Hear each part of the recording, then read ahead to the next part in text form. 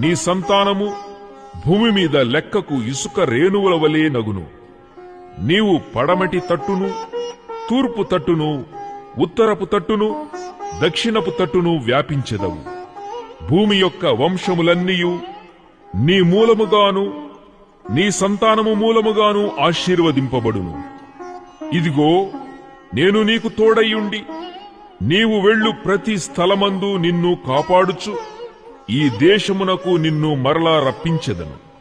నేను నీతో చెప్పినది నెరవేర్చు వరకు నిన్ను విడువనని చెప్పగా, యాకోబు నిద్ర తెలిసి నిశ్చయముగా యెహోవా ఈ స్థలమందున్నాడు, అది నాకు తెలియకపోయేననుకొని భయపడి, ఈ స్థలము ఎంతో భయంకరము, ఇది దేవుని మందిరమే గాని వేరొకటి కాదు, పరలోకపు గవిని ఇదే అనుకొనెను. తెల్లవారినప్పుడు యాకోబు లేచి తాను తలగడగా చేసుకొనిన రాయి తీసి దానిని స్తంభముగా నిలిపి దాని కొనమీద నూనె పోసెను.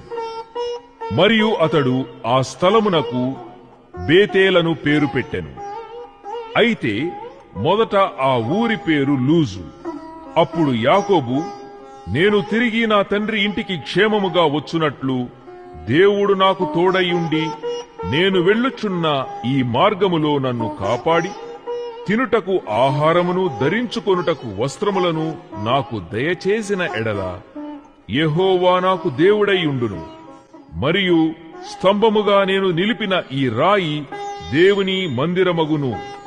మరియు నీవు నాకిచ్చు యావత్తులో 10వ వంతు నిశ్చయముగా నీకు చెల్లించెదనని మ్రొక్కుకొనెను.